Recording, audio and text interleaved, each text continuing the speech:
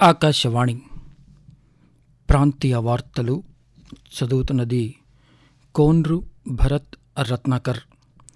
ముఖ్యాంశాలు: కృత్రిమ మేధాశక్తిని భవిష్యత్తులో ప్రపంచం ఎలా ఉపయోగించుకుంటుందో చెప్పడానికి గ్లోబల్ ఏఐ ఇంపాక్ట్ సమ్మిట్ ఒక కీలక మైలురాయిగా మారిందని మన్ కీ బాత్లో ప్రధానమంత్రి నరేంద్ర మోదీ పేర్కొన్నారు. డిజిటల్ అరెస్ట్ పట్ల ప్రజలు అప్రమత్తంగా అవగాహనతో ఉండటం చాలా ముఖ్యమని ప్రధానమంత్రి నరేంద్ర మోదీ ఉద్ఘాటించారు. ముఖ్యమంత్రి నారా చంద్రబాబు నాయుడుతో పాటు కేంద్ర మంత్రులు జ్యోతిరాదిత్య సింధియా, పెమ్మసాని చంద్రశేఖర్లు గుంటూరులో ఈరోజు పర్యటిస్తారు. రాష్ట్ర వ్యాప్తంగా 1537 కేంద్రాల్లో రేపటి నుంచి ఇంటర్మీడియట్ పబ్లిక్ పరీక్షలు ప్రారంభం కానున్నాయి.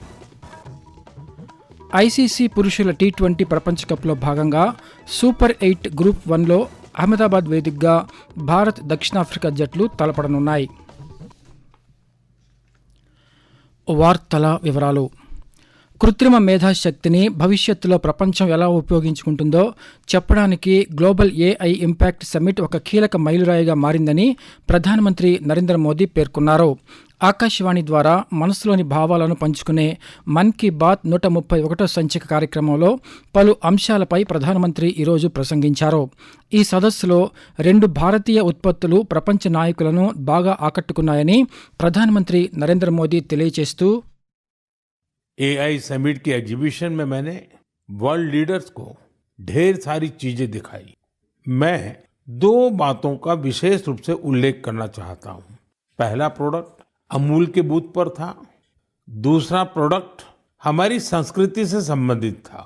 दुनिया भर के लीडर्स ये देखकर हैरत में पड़ गए कि कैसे एआई की मदद से हम हमारे प्राचीन ग्रंथों को, हमारी पांडुलिपियों को संरक्षित कर रहे हैं, आज की जनरेशन के अनुरूप ढाल रहे हैं. డిజిటల్ అరెస్ట్ పట్ల ప్రజలు అప్రమత్తంగా అవగాహనతో ఉండటం చాలా ముఖ్యమని ప్రధానమంత్రి నరేంద్ర మోదీ తెలిపారు. ఈరోజు రేడియో కార్యక్రమం మన్ కీ బాత్లో డిజిటల్ అరెస్ట్పై పలు సూచనలు, సలహాలు ఇచ్చారు. ఓటీపీ, ఆధార్ నెంబర్ లేదా బ్యాంక్ ఖాతా సమాచారాన్ని ఎవరితోనూ పంచుకోవద్దని ఆయన చెప్పారు. ముఖ్యంగా పాస్వర్డ్ను ఎప్పటికప్పుడు మారుస్తూ ఉండాలని ప్రధానమంత్రి నరేంద్ర మోదీ సూచిస్తూ, डिजिटल अरेस्ट और फाइनेंशियल फ्रॉड का निशाना बनाया जा रहा है. कई बार पता चलता है कि किसी सीनियर सिटीजन की जीवन भर की कमाई ठग ली गई. कोई फोन करता है और कहता है, मैं एक बड़ा अधिकारी हूं, आपको कुछ डिटेल्स शेयर करनी होगी. इसके बाद भोले भाले लोग ऐसा ही कर बैठते हैं. इसलिए आपका सतर्क रहना, जागरूक रहना बेहद जरूरी है. పరీక్షలు రాస్తున్న విద్యార్థులు అధిక ఒత్తిడికి లోను కావద్దని ప్రధానమంత్రి సూచించారు. పరీక్షపై చర్చ కార్యక్రమాన్ని గుర్తు చేస్తూ ఈరోజు జరిగిన మన్ కీ బాత్ కార్యక్రమంలో ఆయన పలు విషయాలు మాట్లాడారు. విద్యార్థులు పరీక్షలు రాసే సమయంలో చదివిన అంశాలను మననం చేసుకుని పూర్తిగా రాయాలని, ఒక ప్రశ్న తెలియకపోయినా దానికే భయపడకుండా ముందుకు సాగాలని ప్రధానమంత్రి నరేంద్ర మోదీ సూచిస్తూ, आप तो एग्जाम वॉरियर है. मुझे विश्वास है आप सभी पूरे मन से इम्तिहान की तैयारियों में लगे होंगे. आप याद रखिए, आपका मूल्य आपकी मार्कशीट से तय नहीं होता. इसलिए खुद पर भरोसा रखिए. जो पढ़ा है उसे पूरे मन से लिखिए और जो नहीं आया उस एक सवाल को अपने मन पर हावी मत होने दीजिए. పండుగల సందర్భంగా వోకల్ ఫర్ లోకల్ భావనకు ప్రాధాన్యమిస్తూ స్వదేశీ ఉత్పత్తులను కొనుగోలు చేయాలని ప్రధానమంత్రి నరేంద్ర మోదీ పిలుపునిచ్చారు. ఈరోజు జరిగిన మన్ కీ బాత్లో ఆయన మాట్లాడారు. విదేశీ తయారీ వస్తువులను పండుగల నుంచి దూరంగా ఉంచి దేశీయ ఉత్పత్తులకు ప్రాధాన్యం ఇవ్వడం ద్వారా ఆత్మనిర్భర్ భారత్ దిశగా ప్రతి పౌరుడు భాగస్వామి కావాలని ప్రధానమంత్రి నరేంద్ర మోదీ పేర్కొంటూ, कुछ मंत्र हमेशा याद रखें, जैसे वोकल फॉर लोकल. हमारे होली के त्योहारों में या अन्य में अनेक ऐसे साजो सामान घुस गए हैं जो विदेशी हैं. इन्हें त्योहारों से दूर रखिए, होली से भी दूर रखिए, स्वदेशी अपनाइए. जब आप स्वदेशी खरीदते हैं तो देश को आत्मनिर्भर बनाने के अभियान में भी मदद करते हैं. ఆకాశవాణి ప్రాంతీయ వార్తలు వింటున్నారు. ముఖ్యమంత్రి నారా చంద్రబాబు నాయుడు, కేంద్ర కమ్యూనికేషన్ల శాఖ మంత్రి జ్యోతిరాదిత్య సింధియా, కేంద్ర కమ్యూనికేషన్ల శాఖ సహాయ మంత్రి పెమ్మసాని చంద్రశేఖర్లతో కలిసి గుంటూరులో ఈరోజు పర్యటిస్తారు. భారత్ నెట్కు సంబంధించిన ఒప్పందంపై ఇరువురు నేతలు సంతకాలు చేయనున్నారు. అనంతరం నగరంలోని బొమ్మిడాల నగర్లో నిర్వహించనున్న గ్రామీణ డాక్ సేవక్ సమ్మేళనం కార్యక్రమంలో పాల్గొని ప్రసంగిస్తారని అధికారులు తెలిపారు. కేంద్ర ప్రభుత్వం ప్రసాద్ పథకం కింద రాష్ట్రంలోని దేవాలయాల పక్కనే ఉన్న పర్యాటక ప్రాంతాలను అభివృద్ధి చేయడానికి ప్రణాళికలు రూపొందిస్తున్నట్లు కేంద్ర పౌర విమానయాన శాఖ మంత్రి కె రామ్మోహన్ నాయుడు తెలిపారు.